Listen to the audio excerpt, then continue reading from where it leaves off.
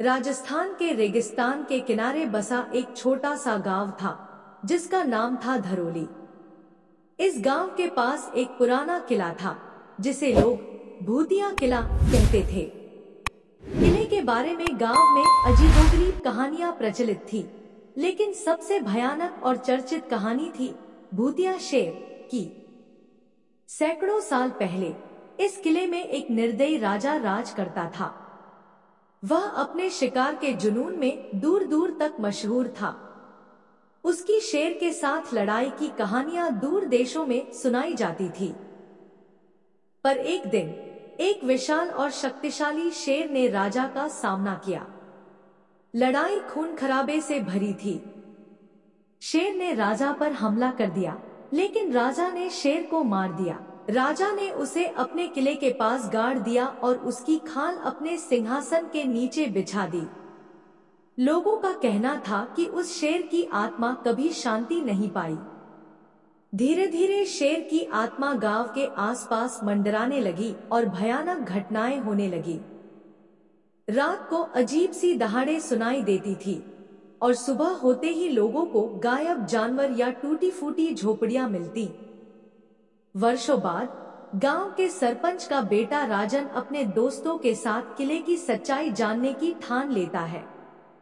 सभी ने उसे मना किया, लेकिन साहस और जिज्ञासा के कारण राजन ने गांव के डर को नजरअंदाज किया। वो रात के समय अपने 3 दोस्तों के साथ किले की ओर निकल पड़ा। किले में घुसते ही माहौल एकदम भारी और भयावह हो गया। हवा में अजीब सी ठंडक थी और हर कदम पर ऐसा लगता मानो कोई उन्हें देख रहा हो। किले के अंदर अंधेरा और खामोशी थी। जब वे किले के पुराने दरवाजे के पास पहुंचे, अचानक एक जोरदार दहाड़ सुनाई दी। सभी डर से कांप उठे। ये क्या था? एक दोस्त ने कांपती आवाज में पूछा।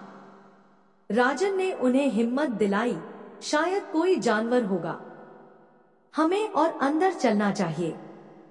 जैसे ही वे आगे बढ़े, उन्हें किले के आंगन में एक विशालकाय छाया दिखाई दी। धीरे धीरे वो छाया शेर की आकृति में बदल गई। वो वही भूतिया शेर था जिसकी कहानियां लोग सुनाते थे। उसकी आंखें लाल अंगारे की तरह जल रही थी और उसकी दहाड़े पूरे किले में गूंज रही थी।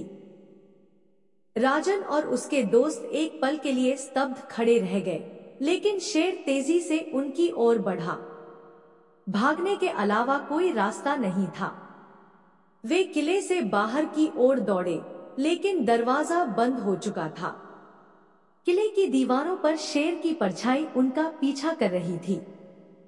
अचानक शेर ने राजन पर हमला करने की कोशिश की, लेकिन राजन ने अपनी जेब से एक प्राचीन तावीज निकाला जो उसे उसकी दादी ने दिया था। दादी ने कहा था, अगर कभी तुम्हें किसी अनजानी शक्ति का सामना करना पड़े तो ये तावीज तुम्हारी रक्षा करेगा। जैसे ही तावीज शेर के सामने आया, वो दर्द में चिल्लाने लगा और उसकी छाया धीरे धीरे गायब होने लगी। शेर की आत्मा मुक्त हो चुकी थी। किले में फिर से शांति छा गई और दरवाजा खुल गया। राजन और उसके दोस्तों ने जान बचाई, लेकिन उन्होंने इस घटना के बाद कभी भी किले की ओर कदम नहीं रखा। गांव के लोग इस घटना के बाद और भी सतर्क हो गए और उन्होंने किले को हमेशा के लिए बंद कर दिया। लेकिन आज भी जब कोई धरोली गांव के पास से गुजरता है तो किले की ओर से आती एक हल्की दहाड़ सुनाई देती है। लोग कहते हैं कि शेर की आत्मा पूरी तरह से कभी मुक्त नहीं हुई और किले में उसकी छाया अब भी घूमती है।